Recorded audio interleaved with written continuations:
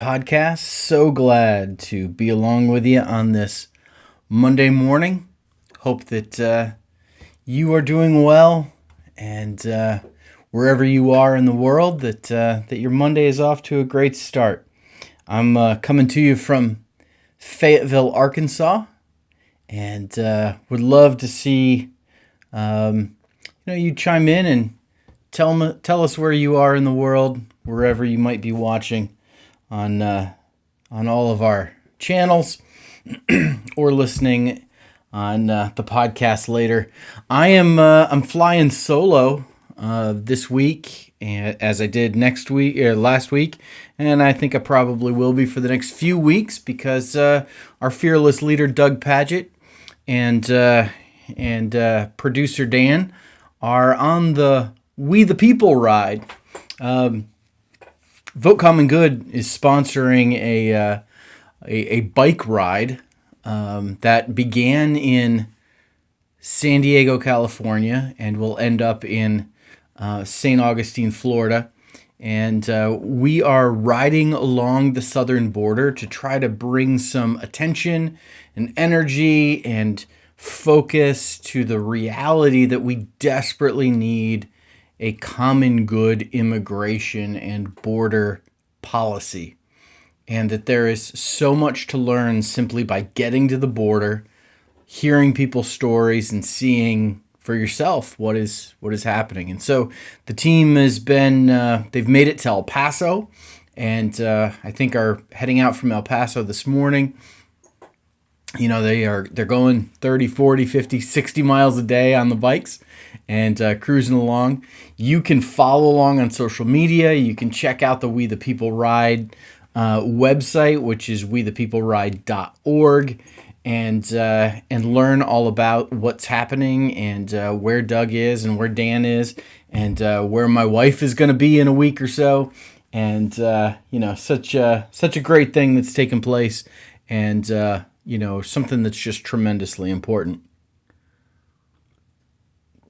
I'm drinking my coffee this morning from my Victory Monday mug, as you can see. That's in reference to my Cleveland Browns, not my Arkansas Razorbacks. But that is what that is. Well, listen, this is the podcast where we talk about politics and the news in how it is related to politics through the lens of the political implications of what's taking place in the news. And I got to tell you that as I came out of the weekend and began a new week today, as I was going through the news this morning and in reading some articles, reading some headlines, I just kept having the same reaction over and over and over again. I just kept asking the question, this is news? This is news? Like, I tend to think that when something is news, it's new. Like, it's kind of right there in the name, right? That there's something unique, there's something special, there's something extraordinary, there's something unexpected about this that causes us to need to note it and to pay attention to it. I think it was Ted Koppel. And, it's funny, my kids have no idea who Ted Koppel is. But sometimes when I desperately need a haircut, my hair looks like Ted Koppel's hair. But anyway, so I have a fondness in my heart for Ted Koppel. But Ted Koppel once said, a plane landing safely is not news. That when asked, why does the media only cover bad news? Why do they only talk about the tragedies? Well, and his response is, listen, because it's not news if something goes the way it's supposed to go. This is not news. And as I'm reading the news today, I'm kind of wondering, like, okay, this isn't the way things are supposed to go, certainly, for sure. This is not a plane landing safely, but come on. Isn't this exactly what we would expect? Does this surprise anyone? Is anyone going, "Oh, I had no idea that this was taking place. I had no idea that it would be this way"?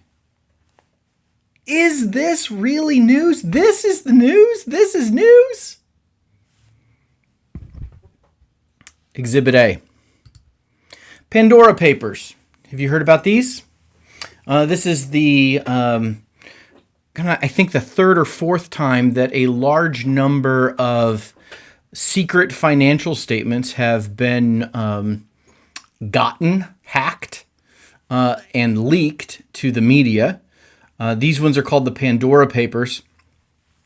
It's allegedly supposedly, I guess, the largest data leak of this type, ever. You might remember a few years ago there was what was called the Panama Papers, which was real similar. This is the Pandora Papers. I honestly haven't read deep enough to know why it's called that.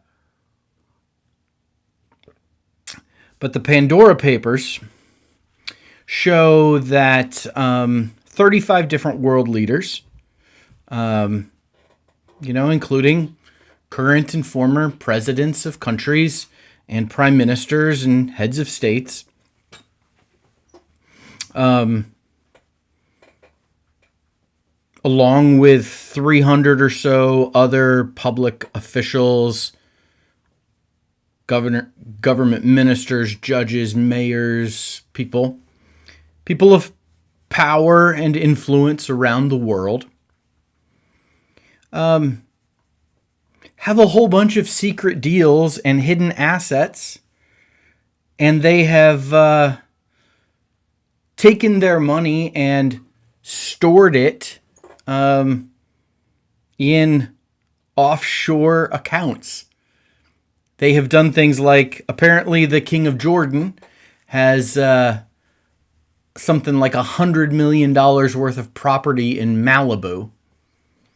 And apparently, these leaders around the world have been using tax havens to avoid paying taxes in their own country.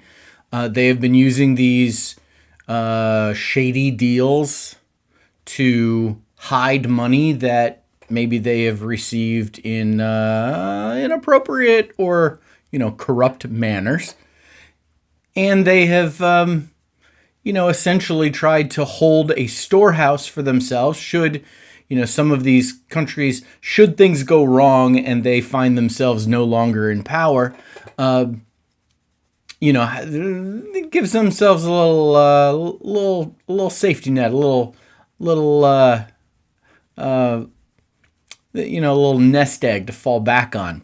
$100 million worth of property in Malibu. Not a bad little nest egg. Interestingly, I probably, there were two pieces of information in this story that I personally found most interesting. One is, that there are those kind of anti-corruption activists and pioneers and leaders who have, challenged these kinds of things, who we find out, are probably hypocrites. Former British Prime Minister, and his name just flew out of my head. What was the name?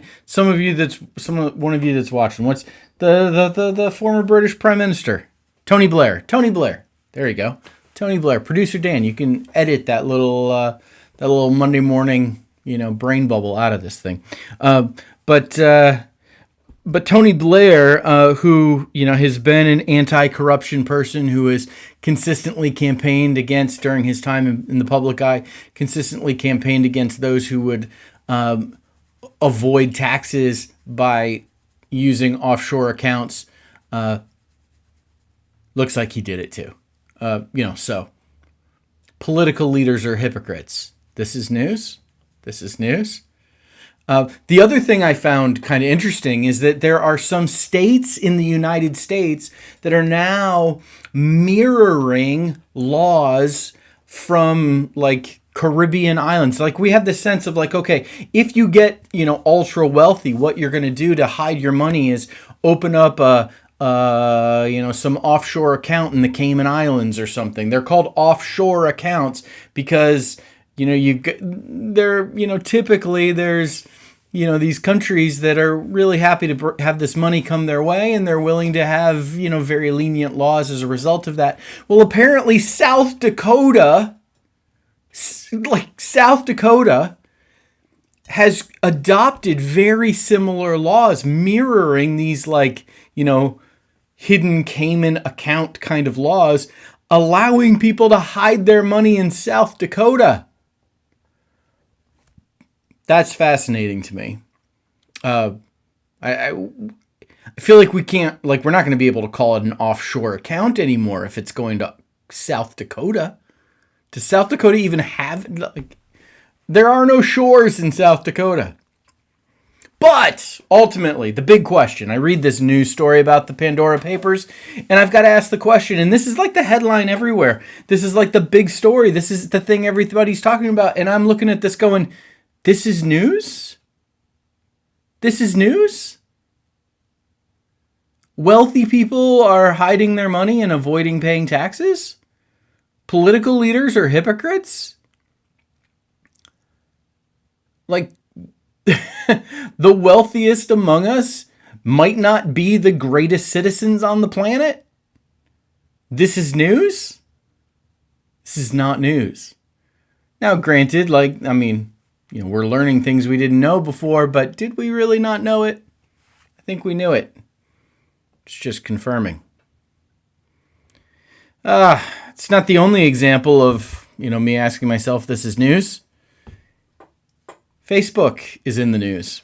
Oh, big news. 60 Minutes interview last night. Big questions about what's going on at Facebook, and the whistleblower was interviewed on 60 Minutes last night. Frances Haugen, who is a product manager at Facebook, involved in, this is, for all of us who don't understand how algorithms work, Frances does, and she gets it. And she has been a whistleblower, revealing some stuff about Facebook, including that Facebook knows that Instagram is bad for teenage girls, and continues to promote it, and particularly to teenage girls, isn't doing anything about it. Facebook knows that its platform is being used and has been used by domestic terrorists wanting to plan insurrections against the United States government and overthrow the duly elected government of our country. And they didn't do anything about it. Facebook knows that misinformation about particularly the election of 2020, but also coronavirus and a whole host of other things, misinformation is being passed around and used deceptively to manipulate people, and they know all about it, and they're doing nothing about it. And Facebook basically is, in the words of the whistleblower, choosing profits over safety. Cares more about making money than it does what is good for its users, its customers, and our culture and society as a whole. This is news? It's news that Facebook doesn't actually care about us? This is news that Facebook puts profits above everything else, like, I don't know, every big corporation does? This is news? Listen, and I'm a Facebook user, and I am regrettably so. It's something many of you are watching me on Facebook right now. But Facebook's not good for us.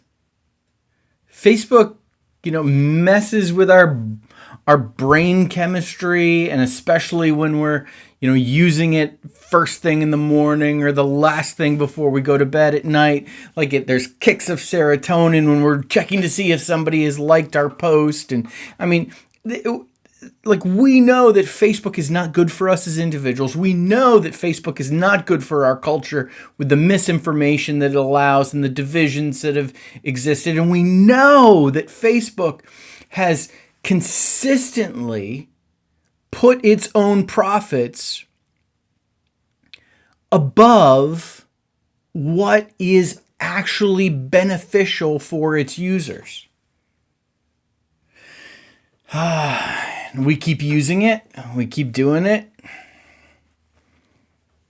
And then we, watch 60 Minutes or read the article and go, oh, this is not news. This is not news. It's not good, but it's not news. We all know this. Speaking of companies that are willing to put their profits ahead of everything else, have you heard about the oil spill in California? About 40 miles south of Los Angeles and Huntington Beach, a place where I've been, a place where we've done Vote Common Good events back in 2018. There is 13 square miles of ocean, parts of the coastline that are covered in oil. Because 3,000 barrels of crude oil, which is 126,000 gallons of oil, has leaked into the Pacific Ocean, apparently coming from a production platform operated by Beta Offshore, which is a California subsidy of a Houston-based offshore crude oil producer, Amplify Energy Corp.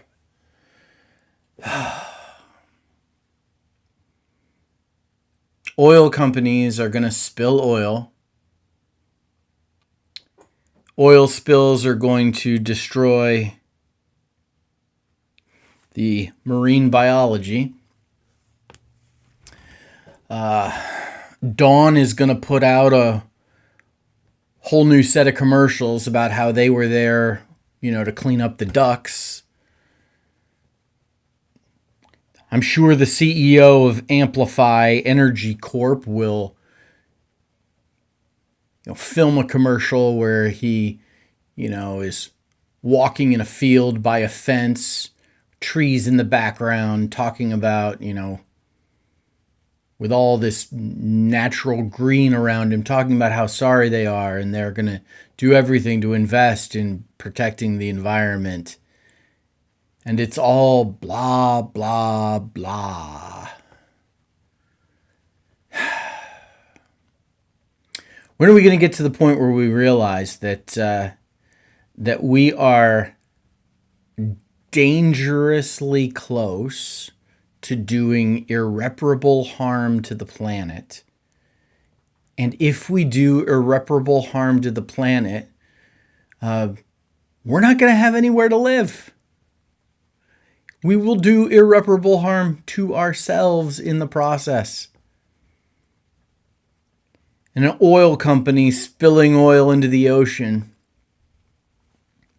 126,000 gallons of crude oil, killing fish, marine life, coming up on the coastline and covering it in oil because it's so difficult to clean up. I wish this was news, but does this come as any surprise? It's one of those things where it feels at times like it's... I feel this way with like school shootings or with police, stories about police officers killing unarmed black men. I feel at times like, it's just a matter of time before we get the next story like that. Like that's gonna happen again. It's not over. It's gonna happen again. It's just a matter of time until it happens again. And some people will throw their hands in the air and, I can't believe this is happening. And I'm sitting here saying, this is news? Of course. Oil companies have been spilling oil into the ocean and killing our planet, putting, like Facebook does, putting profits above what is good for the rest of us. This is not news. This is not news. It's terrible. Something's got to be done about it.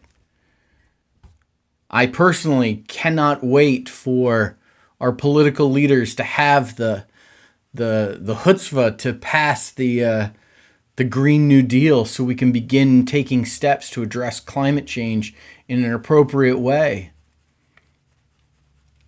In the meantime, a massive oil spill, killing wildlife, closing beaches, probably ultimately raising gas prices for the rest of us. Thank you very much. We'll probably be the ones who end up paying for it. This is not news. Am I depressing today? I feel like I'm depressing myself. Hopefully I'm not depressing you. I'm just reading the news going, this is not news. This is not news.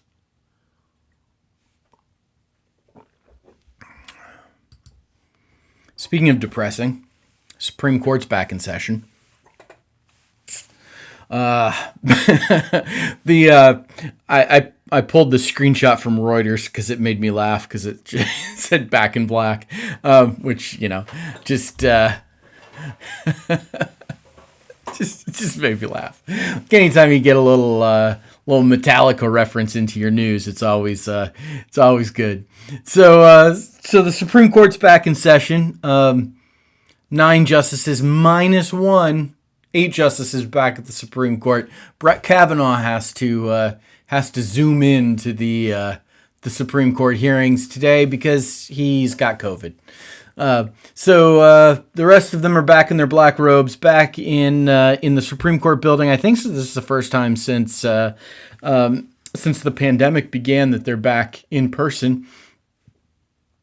And it's a much different Supreme Court now than it was before the pandemic started. We've got 6 conservative justices, 3 liberals.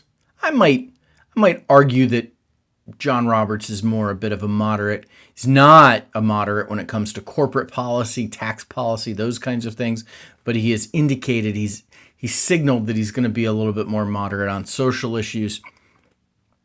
And the Supreme Court is back, and there are some big cases for them to take up and to talk about, to make decisions about. Some major challenge to abortion rights, the opportunity for Republicans to finally get their dream of the Supreme Court overturning Roe v. Wade. Because of a Mississippi bill that bans abortion after the 15th week of pregnancy.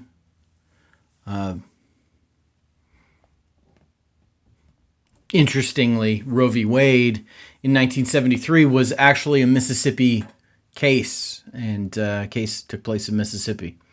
There are other things that are happening. There's some stuff with the NRA. There's gun laws that are going to be talked about. I mean, so the Supreme Court is back in session, and it feels to me like this is the opportunity for the Supreme Court to, threaten the fabric of our nation.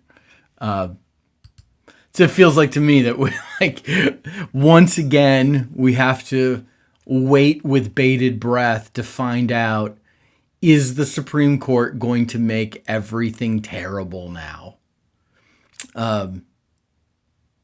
It feels to me like conservatives won their long-standing battle to win control of the Supreme Court. They were underhanded and dirty in the process.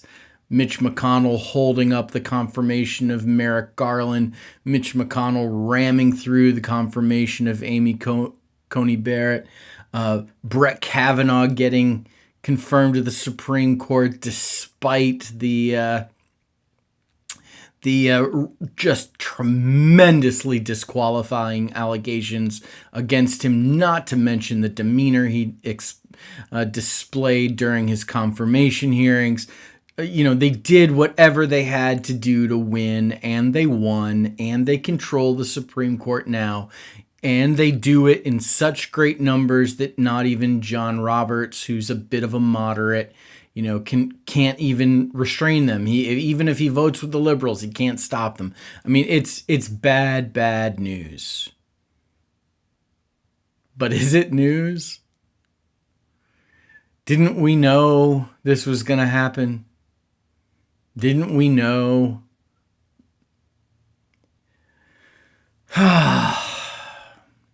So we'll see what happens, but I'm not sure it's news.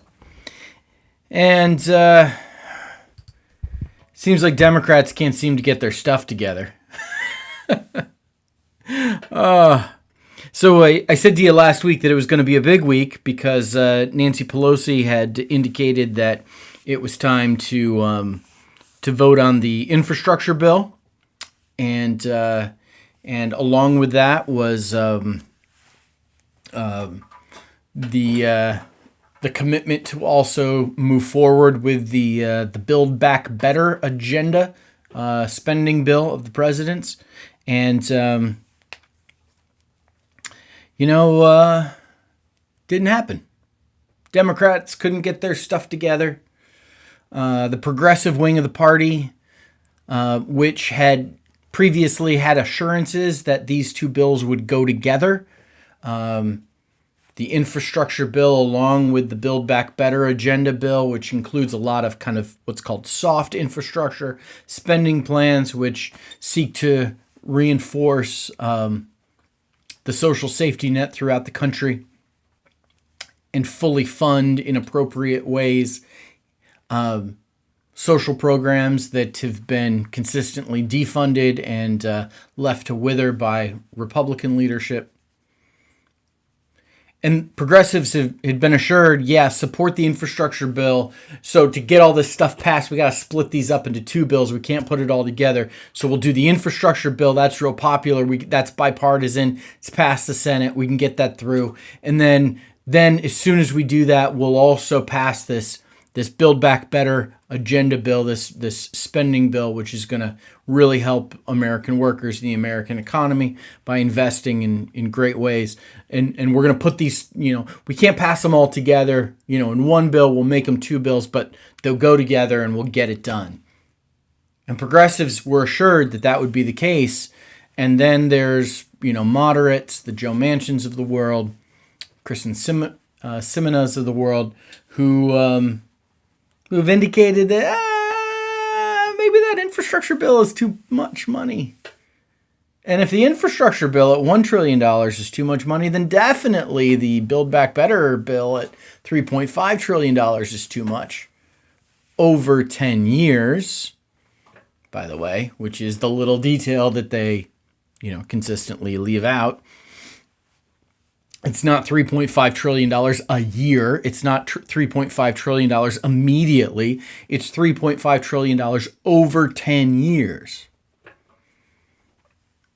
But progressives essentially got spooked that if they vote for the infrastructure bill first, this one that has bipartisan support now, that was passed by the Senate, has Joe Manchin support, that if they do that, then the Build Back Better agenda bill, the spending bill that is desperately needed in so many ways, that moderates will say, we passed the infrastructure bill, good job us, let's not bother with this other thing. And they'll pull back on it. And instead of having a clear victory and a strong message sent to the American people that President Biden and his administration, in conjunction with a Democratic-led Congress, is moving forward to do what is needed to be done to build back better. A slogan, by the way, that I absolutely hate and think is terrible, but it's nonetheless the slogan that we have to work with. We are doing the thing that needs to be done to build back better. Instead of that strong, positive message happening, just going to be like, well, we kind of went part way. Not even halfway. We just went part way. President Biden went to Capitol Hill last week. People on both sides wondering, what the point of that was. So this week, there's essentially four things that are that you need to watch for.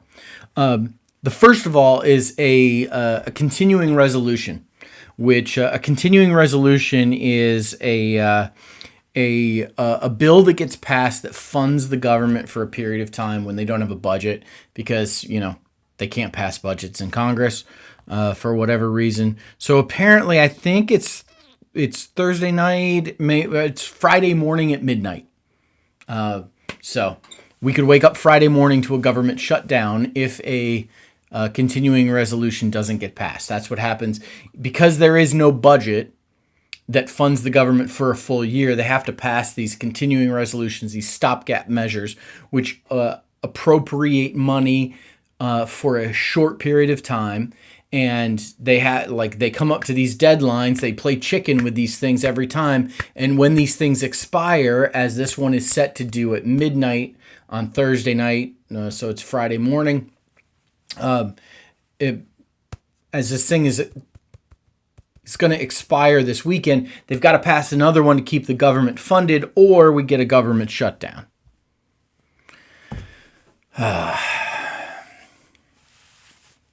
That's got to happen this week. Another piece of the puzzle, something else that needs to happen this week, is that the debt limit needs to be increased. So there's rules about how much money the government can borrow. And, it's a horrible analogy because the federal government spending is nothing like your home finances and personal finances. So I'm even hesitating, kind of reinforcing that horrible idea with this narrative. But, like on your credit card, you've got a spending limit that you can't go over. We've got a debt limit. We've got a limit on, and we could hit that. I think we're scheduled to hit that. And so it needs to be raised. And frankly, it just needs to be eliminated. And so Republicans are making it difficult on Democrats to be able to raise that. They're using this as an opportunity to score some political points against the president, even though, it needs to be raised because of tax cuts and spending plans passed by the Republicans that are now coming due. And so the debt limit needs to be raised. Republicans, when they were in power, raised the debt limit a number of times. This should be a no big deal kind of thing, but it's an opportunity for Republicans to make Democrats look bad. And so they've got to raise the debt limit. I think the deadline is the 18th. So, fingers crossed that it happens this week. Knowing how things tend to go in Washington, it's going to be the following week, and we're probably going to go right up to the brink before it gets done. And then there's the infrastructure bill that we talked about. It's got this bipartisan support. It's passed the Senate. Nancy Pelosi wants to get it passed in the House. Everybody supports it, but there's the fear if we pass this, then this social policy reconciliation bill, this Build Back Better bill, is going to get thwarted by the moderates who are, and so basically progressives are saying this is all the leverage we have, and we want Joe Biden's agenda passed. We want Joe Biden to have a huge victory. We want him to have this, this big signature win to hang his hat on. And if we pass the infrastructure bill, we lose all of our negotiating power, all of our leverage, because these moderates aren't going to pass this much needed bill. They're absolutely right. And so now, instead of Republicans and Democrats playing a game of chicken, it's Democrats and Democrats playing a game of chicken. And is this news?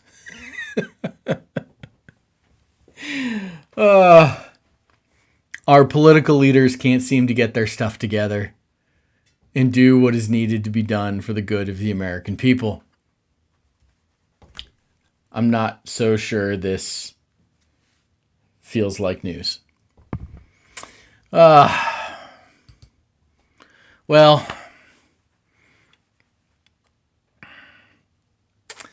is this really news? This has been your edition of Is This Really News on the Common Good podcast today.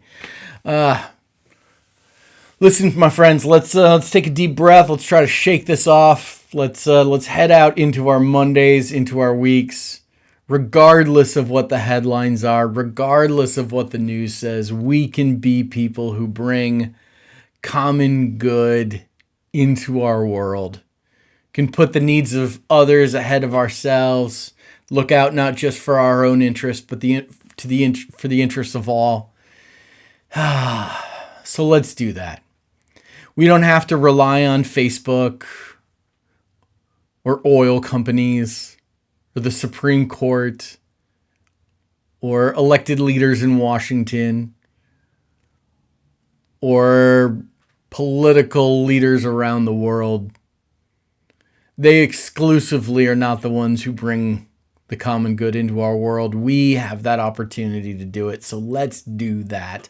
Let's make some news as people of the common good. Encourage you to keep listening to the Common Good podcast later this week. I think tomorrow evening there will be a podcast of Facebook Live with an update from the We the People tour. Check that out. And then on Wednesday, the faith team will be talking about issues of faith and the common good. Thank you, my friends, for listening in, and we'll talk again soon.